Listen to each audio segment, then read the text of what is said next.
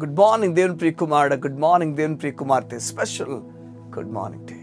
యోది అన్న దేవుడు నీతో మాట్లాడుతూ విషయం చెప్తున్నాడు. చూడండి, మనం దేని మీద ఆధారపడుతున్నది చాలా ప్రాముఖ్యం. 2 నిబంధనల గురించి బైబిల్ చెప్తుంది. మొదటి నిబంధన మానవుడు నిలబడలేని నిబంధన. హెబ్రీయులు రాసిన పత్రిక 8వ అధ్యాయము చూడండి, చదువుతున్న జాగ్రత్త. హెబ్రీయులు రాసిన పత్రిక 8వ అధ్యాయము 7వ వచనం చూడండి. ఏలనగా ఆ మొదటి నిబంధన లోపము లేనిదైతే రెండవ దానికి అవకాశం నేరదు. ఇంగ్లీష్లో ఉంటుంది, ఒకవేళ దీంట్లో ఫాల్ట్ లేకపోతే ఎవరిలో అంటే, చూడండి ఈ మాటలు చెప్తున్నప్పుడు ఈ మొదటి నిబంధనలో ఫాల్ట్ ఉందట, ఆ లోపం ఉందట. ఈ లోపము ఎక్కడుందంటే నిబంధనలో కాదు. నిబంధన ఏ వ్యక్తితో చేసుకున్నాడు దేవుడు, ఆ వ్యక్తి లోపం ఉందట. మనిషి ఏం చేయలేకపోయాడు, ఆ నిబంధనను మీరి ప్రవర్తించాడు, నిబంధనలో నిలవలేకపోయాడు. సంగమా, ఓ మాట మనకు అర్థం కావాలి. దేవుడు మొదటి నిబంధన చేసినప్పుడు మానవుడికి చెప్పాడు, నువ్వు నేను చెప్పిన వాటన్నిటిలో నువ్వు చేసి నిలబడతావా? అయితే మానవుడు నిలబడలేకపోయాడు. మానవుడు చేసిన విషయం ఏదంటే, దేవుడు చెప్పిన దాన్ని మీరి తనకి ఇష్టాసారంగా వెళ్ళిపోతున్న ప్రతిసారి కూడా దేవుడు తన తీర్పులను తీసుకురావడం ప్రారంభించాడు. శాపాలు, కష్టాలు, ఇబ్బందులు, రాజులు సైతము, దేశాలు సైతము చెరగా వెళ్ళిపోవడం, ఇవన్నీ మనం గమనిస్తాం పాత నిబంధనలో. ఇవన్నీ దేని రిజల్ట్స్ అంటే నిబంధన తాలూకా రిజల్ట్స్. ఎవరైతే నిబంధనలో నిలుస్తారో వారు కాపాడబడతారు, నిబంధనలు ఎవరైతే నిలవరో వారు ఇంకా అమ్మబడతారు. సంగమా, బైబిల్ చెప్పే విషయం ఏంటంటే, ఇలాంటి పాత నిబంధన ఉంది, ఇంకొకటి కొత్త నిబంధన ఉంది. ఈ నిబంధన దేన్ని ఆధారం చేసుకుందంటే, ఈ నిబంధన దేవుని పైన ఆధారం చేసుకున్నది. ఈ నిబంధన మన క్రియల్ని ఆధారం చేసుకోలేదు. ఈ పాత నిబంధన క్రియల్ని ఆధారం చేసుకున్నది. అందుకనే దేవుడు పాత నిబంధనలో వారు ఎలాంటి వారు, వారు ఎలాంటి క్రియలు కలిగిన వారు, వారి పర్ఫార్మెన్స్ ఏంటి, వారి నీతి, ఇవన్నీ కూడా దేవుడు చూసేవాడు. బైబిల్ చెప్పే ఒకనొక మాట ఏదంటే, వారు ధర్మశాస్త్రపు నిబంధనతో కూడా వారి నీతిని అడిగేది. వారి నీతి సరిగా లేనప్పుడు వారికి శిక్షను ధర్మశాస్త్రం విధించేది.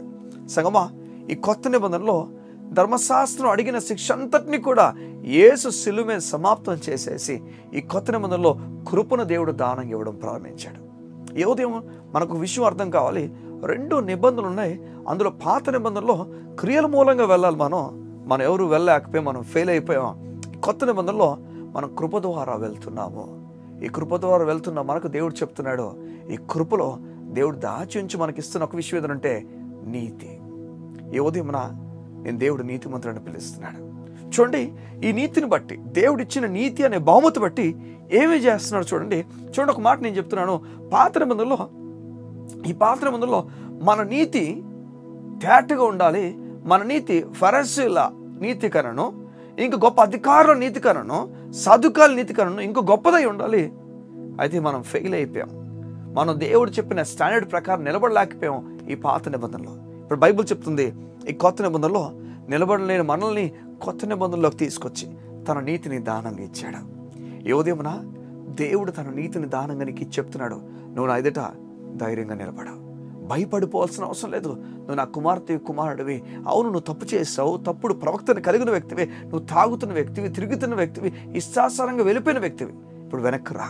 ఆ తాగుడు వ్యసనాన్ని ఆపేసి, ఆ చెడు స్నేహాలు ఆపేసి వెనక్కి రా. నిన్ను నీతిమంతుడని పిలుస్తున్నాడు. సంగమా, నీ పిలుపుకు లోబడా. నీ పేరుకు లోబడుతుంటే, ఎవరైనా నీ పేరుని పిలిస్తే వెంటనే నువ్వు లోబడతావు కదా, అలాగే దేవుడు నేను పిలుస్తున్నాడు నీతిమంతుడని. దానికి లోబడు. నీతిమంతుడు అన్న పదానికి అర్థం ఏ తప్పు లేనివాడు. దేవుని ఆ విధంగా చూసి చెప్తున్నాడు, నీ పాపాలన్నీ సిల్లు కొట్టేస్తాను, ఇక చీకటి బ్రతుకును వదిలేసి నా దగ్గర రా, నూతన కార్యాలు నీకు చేస్తాను. ఈ నీతి ఎలాంటి నీతి చూడండి. ఈ నీతి ఏం ఆకర్షిస్తో చూడండి. యోవేలు రాసిన గ్రంథంలో కొన్ని మాటలు ఈ ఉదయం మీకు చదివి వినిపిస్తాను, జాగ్రత్త వినండి. యోవేలు రాసిన గ్రంథంలో 2వ అధ్యాయము నీతిమంతుల గురించి, కొత్త నిబంధనలు నివసించే వ్యక్తుల గురించి ఒక ప్రవచన వాక్యం రాస్తే ఈ విధంగా రాసినట్టు చూడండి. 2వ అధ్యాయము 22వ వచనం ఈ విధంగా ఉంది. పశువులారా భయపడకుడి, గడ్డి బీలలో పచ్చిక మొలుచును, చెట్లు ఫలించును. చూడండి, చెట్లు ఫలించును అంటున్నాడు. అంజూరపు చెట్లను ద్రాక్ష చెట్లను సమృద్ధిగా ఫలించును. దేవునికి మహిమ కలుగును గాక. చూడండి, దేవుడు సమృద్ధి అయిన పంట ఇస్తానని చెప్తున్నాడు. చూడండి, దీన్ని దేనితో పాటు లింక్ చేశాడు చూడండి. మీకు సంతోషం అనిపిస్తుంది అన్న ఈ మాటలు మీరు వింటున్నప్పుడు. అంజూరపు చెట్లు ఫలిస్తేట, ద్రాక్ష చెట్లు సమృద్ధిగా ఫలించును, సియోను జనులారా ఉత్సాహించుడి, ఉత్సాహించి మీ దేవుడిని యెహోవా యందు సంతోషించుడి. తర్వాత చూడండి మాట, తన నీతిని బట్టి దేవునికి మహిమ కలుగునుగాక. ఏ నీతి అయితే నీకు నాకు ఉచితంగా ఇచ్చాడు, ఆ నీతిని బట్టి చూడండి ఏం చెప్తున్నాడో, ఆయన తొలకరి వర్షమును మనకు అనుగ్రహించును, వాన కురిపించి పూర్వమందు వలె తొలకరి వర్షమును కడవరి వర్షం నీకు అనుగ్రహించును, దేవునికి మహిమ కలుగును గాక. దేవుడు ఏ సీజన్లో జరగాల్సిన విషయాన్ని ఆ సీజన్లోకి జరిగించబోతున్నాడు. తొలకరి వర్షం, కడవరి వర్షం, దాని సమయం రావాలా పంట గురించి, నీ పంట గురించి దేవుడు తన కన్నులు పెట్టి చూస్తున్నాడు. నీ కార్యం జరగబోతుంది. సగమా దేవుడు అదే అని చెప్తున్నాడు, నీవేమైతే ఫలించలేని విషయాలు చూస్తున్నావో నువ్వు ఫలించబోతున్నావు. అది బహుగా ఫలిస్తావు. గొప్ప విషయాలు చూడబోతున్నావు. అది నీ నీతి బట్టి కాదు, నీ క్రియలు బట్టి కాదు, యేసయ్య నీతి బట్టి. ఒక మాట, చాలామంది ఒక మాట అంటారు, ఈ నీతి నమ్ముతున్న అందరూ కూడా పాప బ్రతుకుతారని. లేదు, నీతి నమ్ముతున్న వ్యక్తే ఈ లోకంలో స్వస్థ బుద్ధితో, నీతితో, ప్రభు మీద గౌరవంతో బ్రతుకుతాడు. అవును, ఎందుకంటే పాపం ఎవరి ప్రభుత్వం చేస్తుందంటే, ఎవరైతే ధర్మశాస్త్రానికి లోనైన వారు ఉన్నారో వారి మీద పాపం ప్రభుత్వం చేస్తుందని చెప్తుంది బైబిల్. ఎవరైతే కృప కింద ఉన్నారో వారి మీద పాపం ప్రభుత్వం చేయలేదు. సగమా దేవునికి చెప్తున్నాడు, నువ్వు నీతిమంతుడివి, పాపము నీ మీద ప్రభుత్వం చేయలేదు. ధైర్యం కలిగి ముందుకు అడుగులు వేస్తావు. గొప్ప కార్యాలు ఇది మొదలుకొని దేవునికి చేయబోతున్నాడు. గొప్ప కార్యాలు నువ్వు చూడబోతున్నావు తన నీతిని బట్టి, నీ బట్టి కాదు. నీకు తెలుసు దేవుడు నీకు నీతిని దానంగా ఇచ్చాడు. ఈ నీతి బట్టి నువ్వు ఫలించబోతున్నావు, నువ్వు విస్తరించబోతున్నావు, నువ్వు గొప్ప ఫలాన్ని చూడబోతున్నావు. అది మాత్రం కాదు, తగిన సమయంలో నీకు కావలసిన మేలు దేవుడు చేయబోతున్నాడు. నువ్వు ఫలిస్తావు, నువ్వు వ్యాపిస్తావు. కళ్ళు మూసుకుంటావా?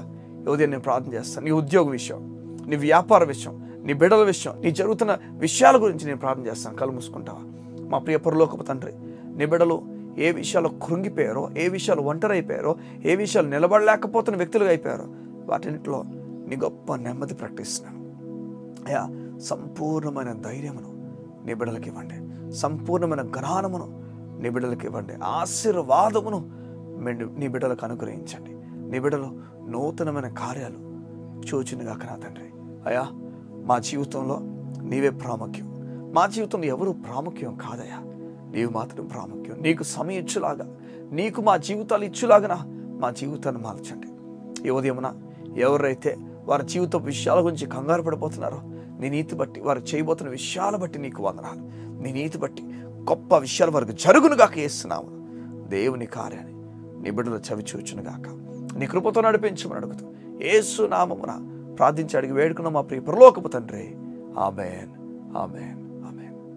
దేవుని కార్యాలు అతి త్వరలో నువ్వు చూడబోతున్నావు. నీతి నమ్ముతున్నావా? నీతి గురించి విషయాలు వెతుకు. దేవుని నీతి ఎందుకు దేవుడు దానంగా ఇచ్చాడు, దేనికని దేవుడు దానంగా ఇచ్చాడు, ఈ రెండు నిబంధనలు నువ్వు చదవడం చాలా ముఖ్యం. పాత నిబంధన ఏంటి, కొత్త నిబంధన ఏంటి, ఈ రెండు నిబంధనల్లో దేవుడు ఎందుకని ఇలా ప్రవర్తించాడు, ఎందుకు శిక్షిస్తూ వచ్చాడు, ఎందుకని శిక్ష వేయకుండా వస్తున్నాడు, ఇవన్నీ నువ్వు చదివితే నీ జీవితం నూతన మలుపు తీసుకుంటుంది. దేవుని గురించి మర్మాలతో నిలబడతావు. God bless you. See you tomorrow.